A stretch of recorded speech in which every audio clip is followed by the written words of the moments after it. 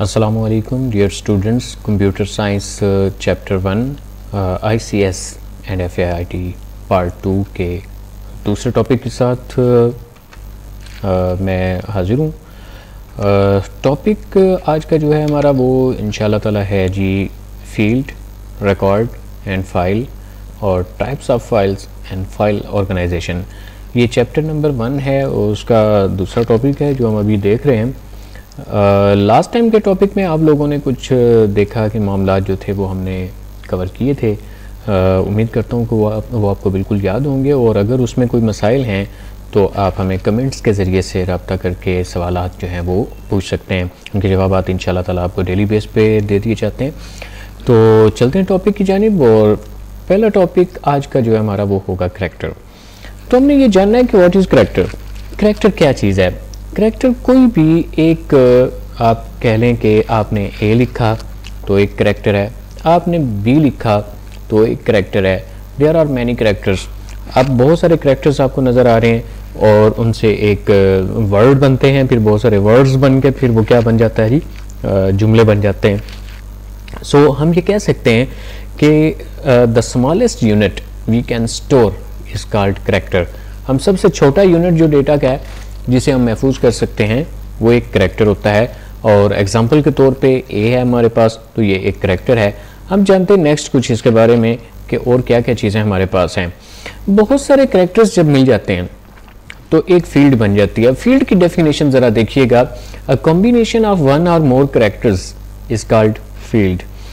और अब देखिए पहले हमारे पास करैक्टर्स था, फिर करैक्टर्स बहुत सारे मिल गए तो क्या बन गई, एक फील्ड बन गई। अ कॉम्बिनेशन ऑफ वन और मोर करैक्टर्स इज कॉल्ड फील्ड। अब देखिएगा कि नेक्स्ट अब इसमें थोड़ा सा यहाँ पे चेंज होगा कि it is the smallest unit of data we can access.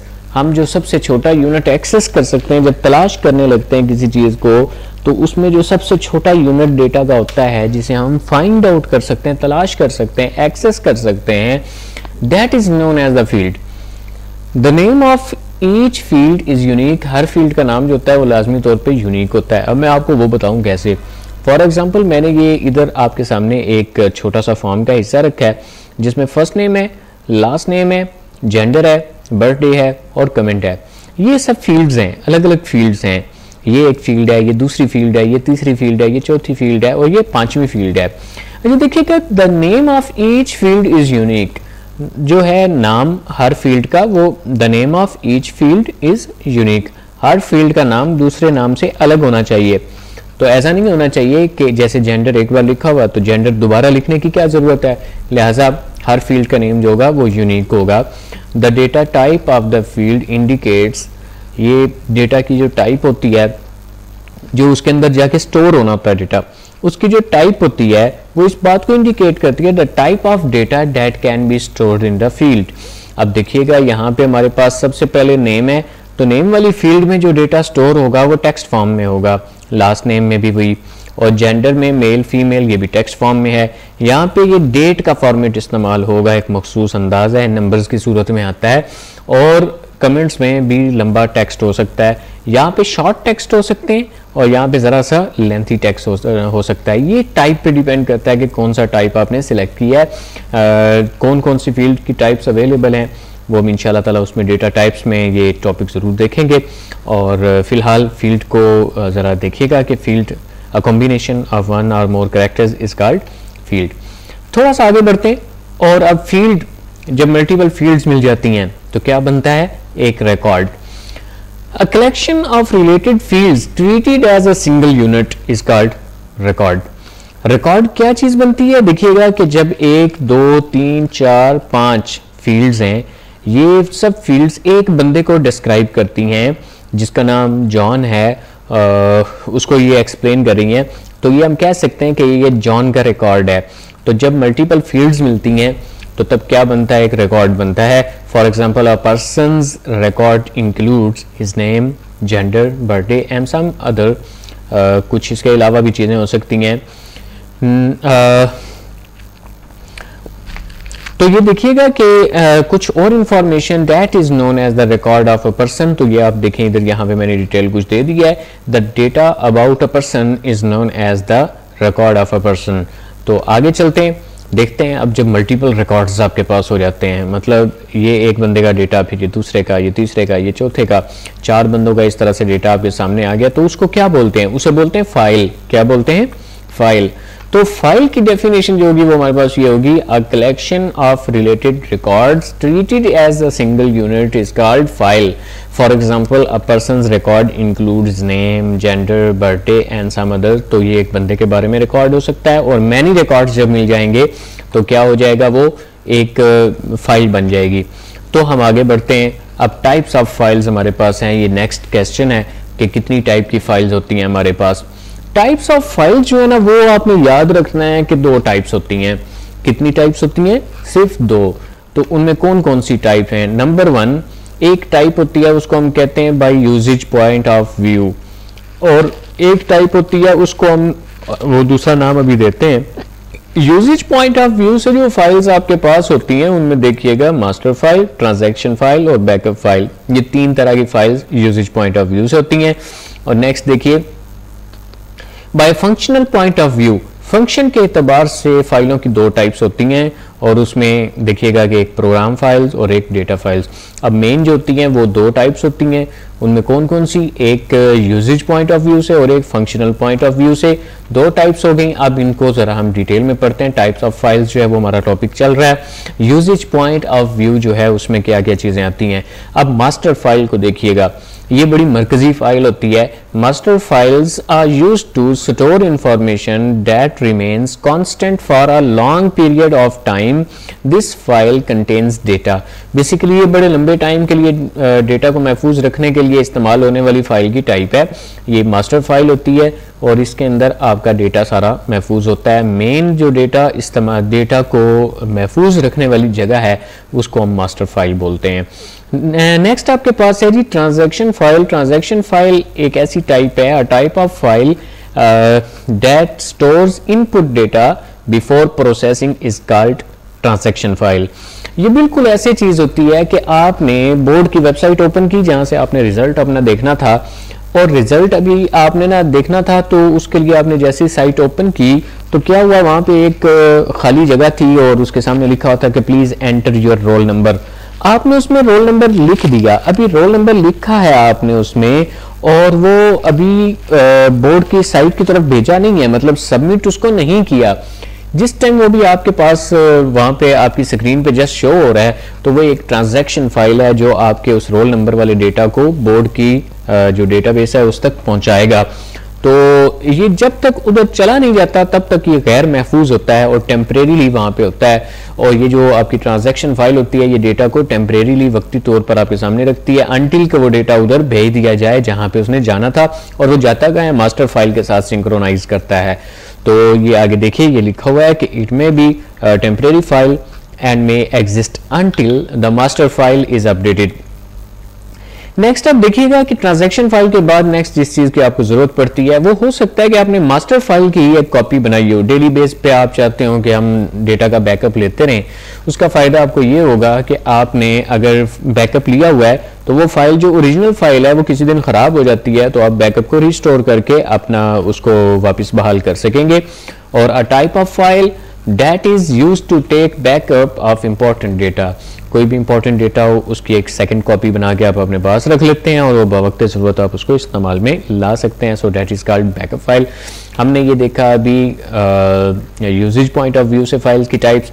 अब हम देख रहे हैं फंक्शनल पॉइंट ऑफ व्यू से फाइल्स की जो टाइप्स हैं वो कौन कौन सी हैं। तो वो 2 टाइप्स हमने पहले बात की उनके बारे में, एक प्रोग्राम फाइल और दूसरी डेटा फाइल्स। प्रोग्राम फाइल कौन सी होती है? अ type of file that contains software instruction is called program file. It's extension is .com and .exe। मैं जरा सा बता दूं इसके बारे में कि ये क्या चीज़ है। फॉर एग्जांपल आपने माइक्रोसॉफ्ट एक्सेल की कोई फाइल ओपन करनी है तो उसके लिए आपके कंप्यूटर में एक्सेल इंस्टॉल्ड होना ज़रूरी है, यानी एक्सेल की जो फाइल्स हैं वो ऑलरेडी आपके पास पहले से मौजूद हों। एक्सेल प्रोग्राम चलेगा तब जब उसकी फाइल्स वहाँ पे एग्जिस्ट कर रही होंगी। अब वो जो प्रोग्राम की फाइल्स हैं जो माइक्रोसॉफ्ट एक्सेल को पहले चलाएंगी फिर आपकी फाइल को चलाएंगी, वो जो फाइल्स हैं जो प्रोग्राम को रन करने में मदद देती हैं या जिनके अंदर प्रोग्राम की इंस्ट्रक्शंस होती हैं, उन्हें हम बोलते हैं प्रोग्राम फाइल्स। उससे प्रोग्राम रन करेगा, फिर उसमें आप अपनी वो मतलूबा फाइल जो है ओपन कर लेंगे, वो ओपन हो जाएगी। तो वो जो फाइल ओपन होगी जिसमें आपका डेटा होगा जो आपने खुद बनाई होगी, that is known as the data file.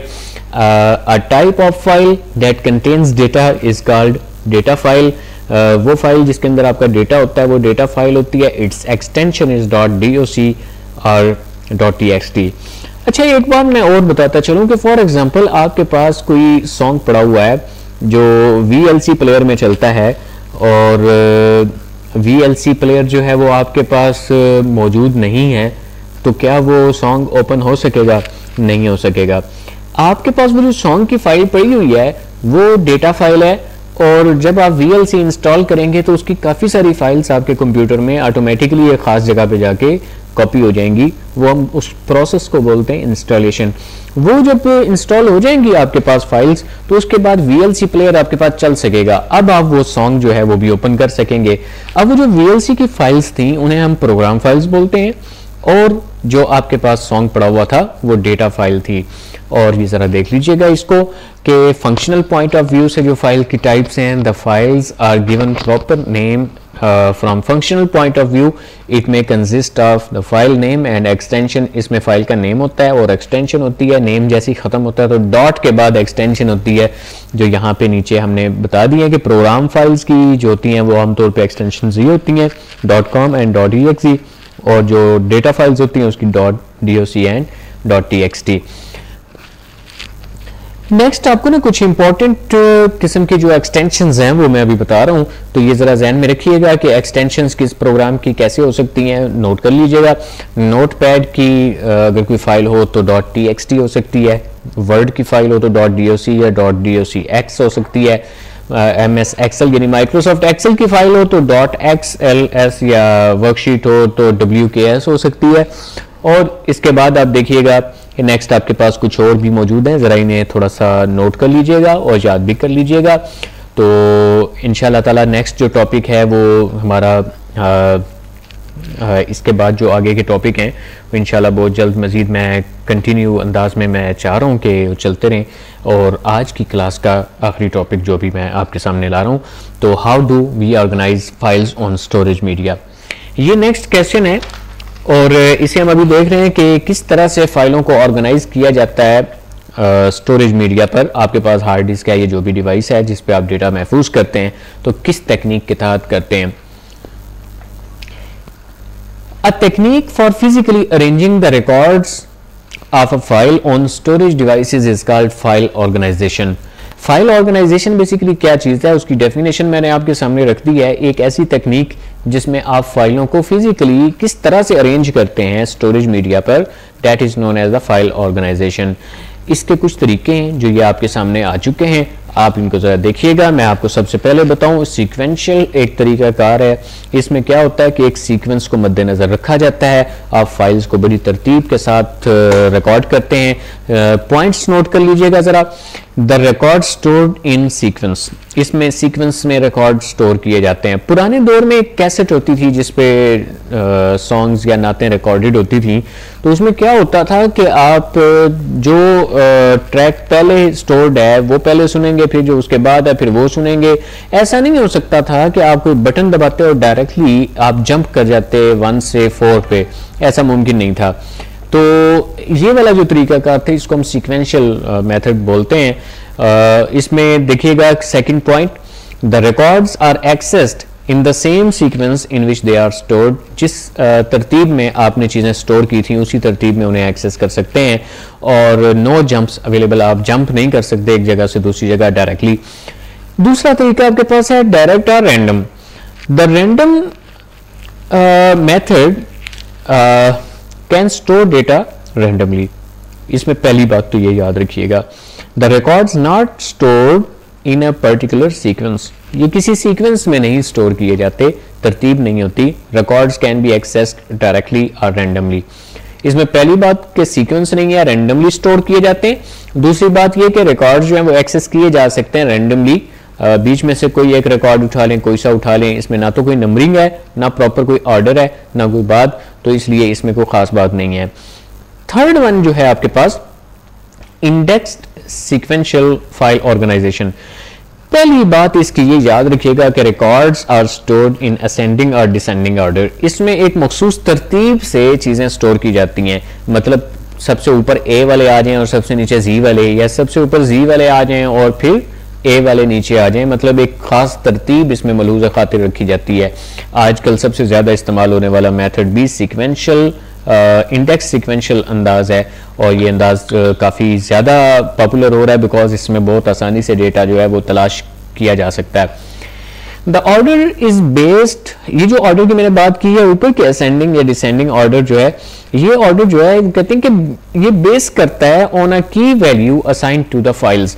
हर एक फाइल को एक मखसूस नंबर दे दिया जाता है, एक मखसूस की वैल्यू दे दी जाती है, जिस पर बेस करके उसको तरतीब लगाई जाती है। तो ये तमाम बातें जो आज हमने सीखी, इनको ज़रा दोहरा लीजिएगा, याद कर लीजिएगा, कोशिश कीजिएगा कि इन सब की एक बार प्रैक्टिस कर लें, एक बार इन्हें लिख लें। आप लिख लेते हैं तो फिर वो चीज़ें भूलती नहीं हैं। नेक्स्ट टॉपिक के साथ इंशाल्लाह कल मुलाकात होती है।